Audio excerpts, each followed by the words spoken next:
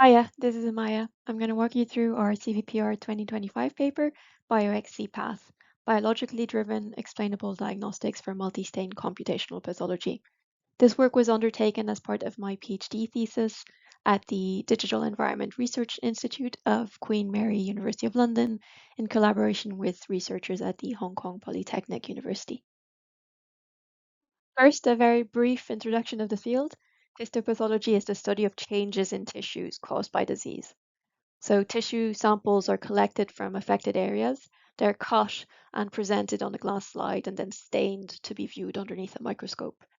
These slides can be digitized into whole slide images, and pathologists will use these to diagnose, grade, subtype diseases through often semi-quantitative analysis of the slides. This is where computational pathology can come in.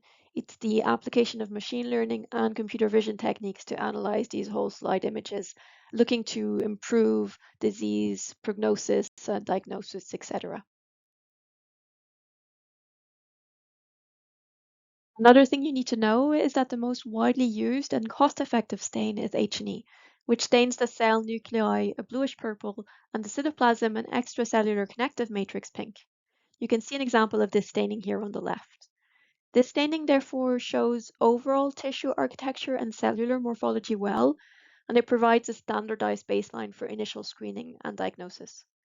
On the other hand, immunohistochemistry staining uses antibodies to detect specific proteins or antigens in the tissue, enabling it to precisely identify cell types, specific disease biomarkers, proteins, etc. You can see an example of this on the right here from the very same tissue sample, highlighting immune cells in brown. Immunohistochemistry is often used, therefore, to provide a definite disease diagnosis or subtyping of a disease, as well as in research settings to try and understand tissue composition, spatial interactions between cells, etc. Now that we've covered the very basics, I'm going to walk you through our poster, and first we're going to cover the motivations behind our work. As we saw, immunohistochemistry does provide a richer signal than H&E, and in particular, if you stain your tissue samples with multiple immunohistochemistry tissue markers, you will obtain a panorama of different cell populations or biomarkers and their spatial locations and interactions. And this will tell you a lot about the underlying pathology or biology in the tissue. Nevertheless, currently, computational pathology methods concentrate overwhelmingly on single stain analysis, and in particular H&E, due to the wide availability and usage of that stain. However, these methods do fail at integrating cross-stain information, and because of that, they often lack biological explainability and biological alignment in the multi-stain setting.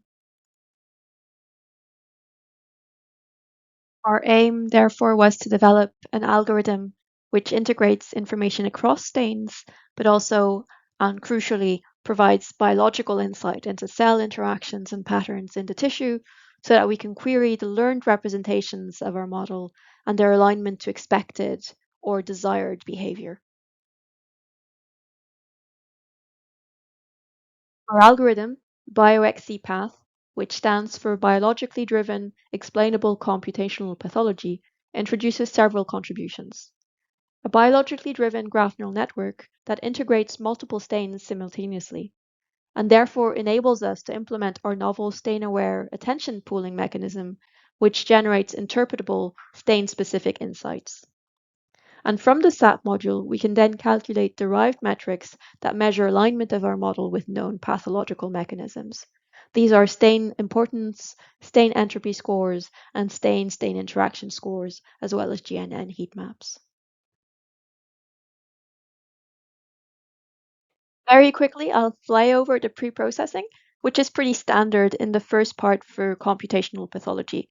With the caveat, we start with a stack of multi-stain whole slide images per patient with a label only at the patient level, but we do know which stain type each slide is in the stack. We segment the background from the foreground for each slide. We extract the tissue patches, and then each of these is passed through a feature encoder. In our case, we use Uni. And this further reduces their dimensionality.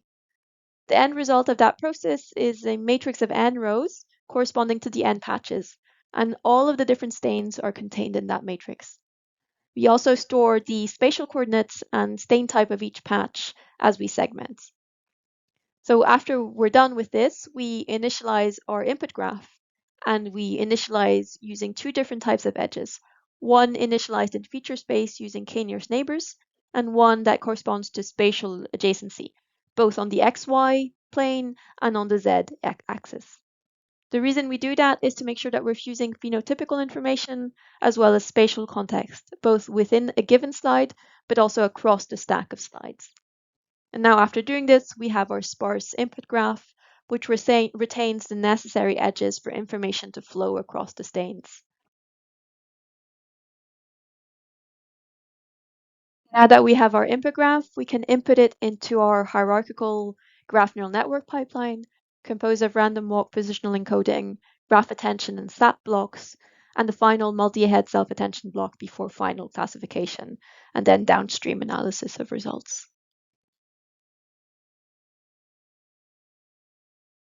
For each node in the graph, we first calculate a fixed length random walk, starting from the given node and considering only the landing probability of transitioning back to the initial node at each step.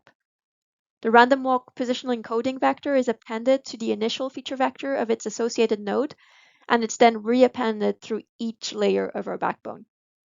We employ this approach to alleviate issues with long-range cross-stack connectivity by providing global topological information to the graph. We can now input our graph with positional encoding into a hierarchical architecture, which alternates graph attention with SAAP pruning for L layers and keeping a readout after each block. This approach enables us to refine features and it curbs over smoothing. Also, GAT enables us to quantify the edge weights, linking within and across stains, which we'll use downstream. In the stain-aware attention pooling module, a lot of the action is taking place. So let's take a look there. First, the node attention scores are calculated using a self-attention graph pooling mechanism, which enables us to then keep the top K nodes with the highest scores. The top K mechanism is the one introduced in towards sparse hierarchical graph classifiers, with a learnable weight parameter modulating the scores. We just add two small modifications here. To obtain the final node attention scores, we use the soft sign activation function instead of tanh. It's a very similar function to tanh. It has a range of -1 to 1. It's symmetric around 0, but it has a polynomic slope instead of an exponential one. And this helps us avoid obtaining ties in the attention scores with the function rapidly saturating in -1, 1 values. Additionally, after the scores have been passed through the activation function, we also add a very small amount of random noise to the scores to break any remaining ties. And the reason we do this is to avoid the model learning behavior linked to bias and stain order in the dataset, where because of saturation in attention weights, it would drop ties based on input order rather than any real biological signal. And it's important to note that ties or saturation are more likely to occur in this type of data, where an important signal might be located in a very small area of tissue, and then most tissue might not be diagnostic and might look very similar. After we discard the leaked informative nodes using the learned node attention scores, which refines the information content in our graph and reduces the compute overload, we can now sum over the node attention scores by stain type, as we know which stain each node corresponds to. We obtain stain attention scores, or alpha stain, which we use to calculate the stain-weighted mean and max pooling of the node features, which we then concatenate, and finally, we output an expressive stain-aware graph patient embedding from each hierarchical block. This approach enables us to have a variable number of stains per patient. So one patient might have 3 stains, while another might have 5 or 4. It also ensures the model will consider all the stains and it aligns the model with relevant biological information. Finally, it allows us to query relative importance downstream, as it will underpin the stain attention scores, stain entropy scores, and GNN heat maps for free. We then concatenate the stain-aware readouts from each block, and we input them into the multi-head self-attention layer, which will reweigh them, and it will enable fusing course-defined information context, as well as exposing layer importance. And finally, we output a single enriched patient embedding, which is handed to the classifier and then classified.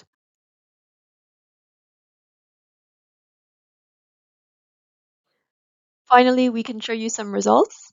BioX-CPath outperforms single stain and multi-stain state-of-the-art methods on two multi-stain clinical datasets, one for subtyping low versus high inflammation in rheumatoid arthritis, and the other for distinguishing between non-inflammatory versus inflammatory dryness in Sjogren.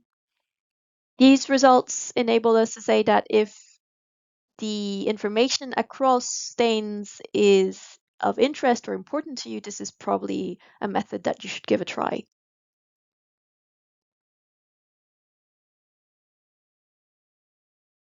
And beyond the classification metrics, we can take a look at the biological explainability aspect of the pipeline.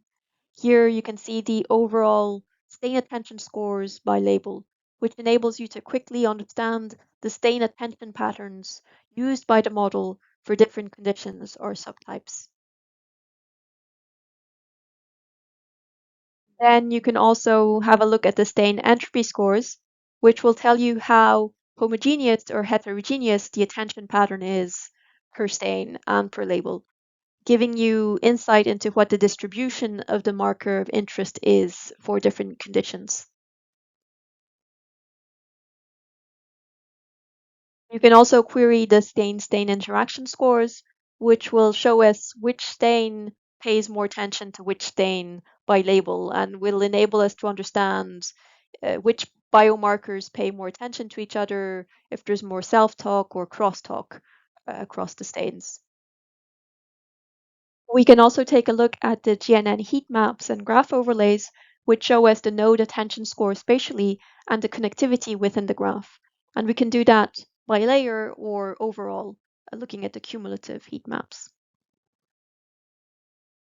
So if you've made it this far, thank you very much for your attention. If you want to know more about the paper or the code or connect on LinkedIn, please follow the links on the screen. And if you'd like to discuss or, critique our work, please come and check out our poster on Friday the 13th in Expo Hall D. Bye for now.